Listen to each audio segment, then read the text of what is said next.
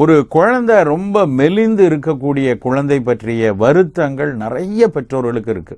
அதுவும் இன்னைக்கு ஆணும் பெண்ணும் 2 பேரும் ஓடியாடி உழைத்தாக வேண்டிய காலகட்டத்தில் குழந்தை மெலிந்து இருக்கும்போது மிகப்பெரிய ஒரு குற்ற உணர்வே தாய்க்கும் தந்தைக்கும் இருக்கும். எங்கே நம்ம ஓடிக்கிட்டே இருக்கோம், நம்ம வேலை பார்த்துட்டே இருக்கோம், ஆனால் குழந்தை அதனுடைய ஆரோக்கியத்துக்காகவும் அதனுடைய படிப்புக்காகவும் நலவாழ்வுக்கு தானே இவ்வளோ பண்ணுறோம்.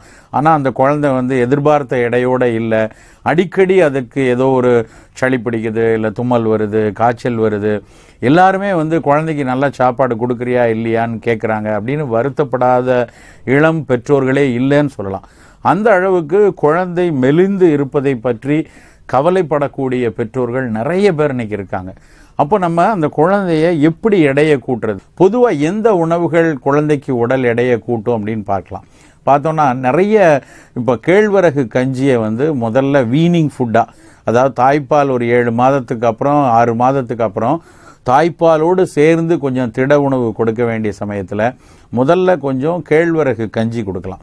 கேழ்வரகை ஃபஸ்ட்டு கொடுக்கும்போது கேழ்வரகை ஊற வைத்து நல்லா அரைச்சி பால் எடுத்து அந்த பாலை காய்ச்சி, இல்லைன்னா தேவைன்னா கொஞ்சம் கூடுதல் பசும்பால் சேர்த்து காய்ச்சி அந்த பால் அந்த கஞ்சியை முதல் திட உணவாக கொடுக்கும் பொழுது குழந்தையோட உடல் எடை கூடும். நேந்திரம்பழ மாவு கஞ்சிம்பாங்க. நேந்திரம்பழத்தினுடைய ஒரு காவெட்டாக இருக்கக்கூடிய அந்த பழத்தினுடைய ஒரு பிஞ்சு காயை நல்லா பொடி செஞ்சு வச்சு அந்த பொடி செய்த அந்த மாவு பொடியை பால் கொஞ்சம் விட்டு நல்லா கஞ்சியாக காய்ச்சி கொடுப்பாங்க. கேரளத்துல எல்லாம் இந்த மாவு ரொம்ப ஃபேமஸாக இருக்கக்கூடியது. இப்போது இங்கேயுமே சந்தைகளில் நிறைய நேந்திரம்பழ மாவு கஞ்சின்னு கிடைக்கிது, அதை கொடுத்து வரலாம். இதெல்லாம் வீனிங் பீரியடில் கொஞ்சம் உடல் எடையை நல்லா கூட்டுறதுக்கான ஒரு நல்ல வழியாக இருக்கும். அதோடு சேர்த்து நல்ல அரிசி கஞ்சி கொடுக்கறது, மாற்றி மாற்றி சிறுதானியத்தில் குழந்தை பருவத்தில் நம்ம ஒரு வயது 1.25 வயதுலலாம் நிறைய நார்ச்சத்துள்ள தானியங்கள் அதிகம் கொடுக்கக்கூடாது. அப்போ அவர்களுக்கு தினை அரிசி மாதிரி நல்ல நார் அதிகம் இல்லாத வரகரிசியில் கொஞ்சம் கஞ்சி பண்ணி அது மாதிரி கொடுக்கறது முதல் 1 வயது 1.25 வயது வரைக்கும் அதுதான் சரியாக இருக்கும். இது தவிர அதை ஒரு 1.25 வயதை ஒட்டி வரும்போது நல்ல சத்து மாவு கஞ்சிகள் வீட்டிலேயே செய்யணும்.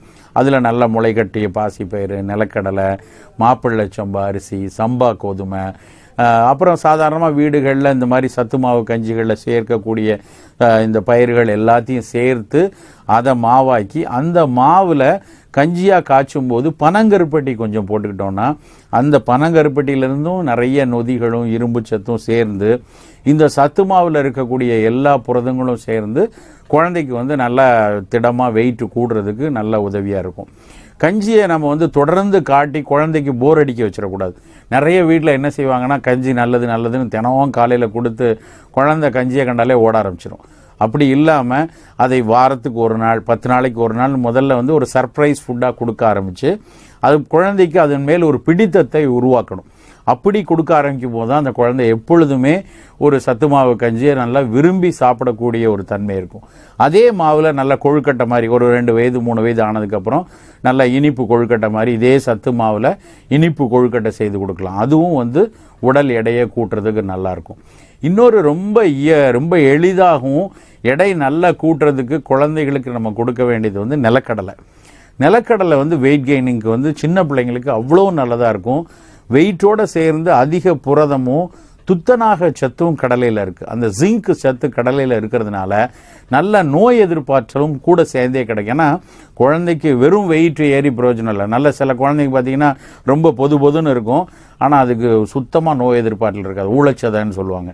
அந்த மாதிரி இருந்து பிரயோஜனம் கிடையாது. நல்ல இருகலான உடலோட அதே சமயத்தில் நோய் எதிர்ப்பாற்றலோடு இருக்கணுங்கிறப்ப இந்த கடலை, அதை நிலக்கடலை மிட்டாயாக கொடுக்கலாம். நல்ல வெல்லத்தில் சுக்கு பொடியெல்லாம் போட்டு செய்த கடலை மிட்டாயை குழந்தைக்கு கொடுக்கலாம்.